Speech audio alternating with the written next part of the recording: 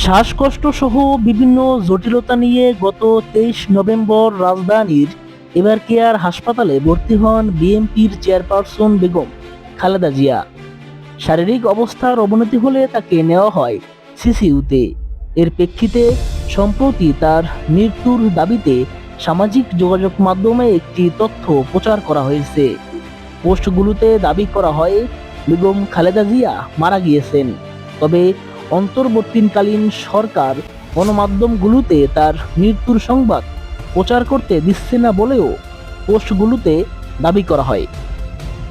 Rumour scanner টিমের অনুসন্ধানে জানা যায় খালেদা জিয়ার মৃত্যু হয়েছে শীর্ষক দাবিটি সঠিক নয় এবং এ সংক্রান্ত সংবাদ প্রকাশে সরকারের বাধা প্রদানের দাবিও অবান্তর।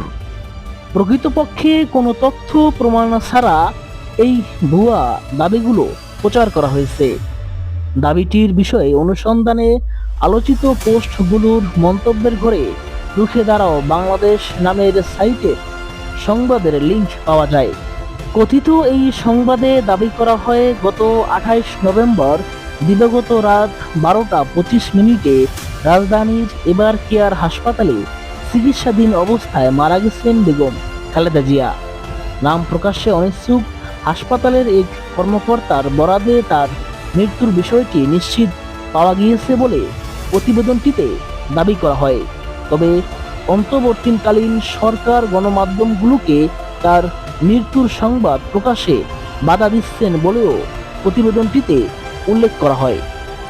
এছাড়াও বেগম খালেদা জিয়ার কোনো আপডেট নিতে দিচ্ছেন না জানিয়ে বিএনপির মহাসচিব মির্জা ফখরুল ইসলাম আলমগীর বিস্ময় প্রকাশ করেছেন এবং দলটির জ্যেষ্ঠ যুগ্ম মহাসচিব রুহুল কবির রিজভী বলেন, আমরা দেখা করতে গেলে আমাদেরকে শর্ত দিয়ে প্রবেশ করতে দিচ্ছে এবং বাইরে এসে কোনো কথা বলা যাবে না, এ ধরনের হুমকি দিচ্ছে সরকারের গোয়েন্দা সংস্থা শীর্ষক মন্তব্য করছেন বলেও প্রতিবেদনটিতে উল্লেখ করা হয়। তবে অনুসন্ধানে গণমাধ্যম কিংবা অন্য কোনো নির্ভরযোগ্য সূত্রে কোনো হাসপাতাল কর্মকর্তা খালেদা জিয়ার মৃত্যুর বিষয়টি নিশ্চিত করার তথ্য পাওয়া যায়নি, বরং 3 দিন পর গত 29 নভেম্বর সকালে তিনি সংক্ষিপ্তভাবে কথা বলছেন বলে জানা যায়। পাশাপাশি গতকাল রাতে খালেদা জিয়ার ব্যক্তিগত চিকিৎসক তার শারীরিক অবস্থার সর্বশেষ পরিস্থিতি জানিয়ে সংবাদ সম্মেলন করেন। এছাড়াও মির্জা ফখরুল ইসলাম আলমগীর কিংবা রুহুল কবির রিজভীর আলোচিত মন্তব্যগুলো করার বিষয়ে কোনো তথ্য পাওয়া যায়নি। পাশাপাশি কোনো নির্ভরযোগ্য সূত্রে খালেদা জিয়ার স্বাস্থ্য বিষয়ক সংবাদ প্রকাশ্যে অন্তর্বর্তীকালীন সরকারের পক্ষ থেকে বাধা প্রদানের অভিযোগও পাওয়া যায়নি।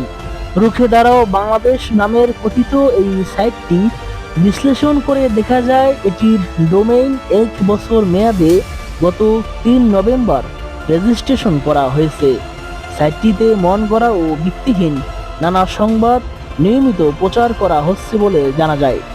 সুতরাং বিএনপির চেয়ারপারসন বেগম খালেদা জিয়া মারা গেছেন এবং সরকার যে সংবাদ প্রকাশে বাধা দিচ্ছে সংক্রান্ত দাবিগুলো সম্পূর্ণ মিথ্যা, বানোয়াট।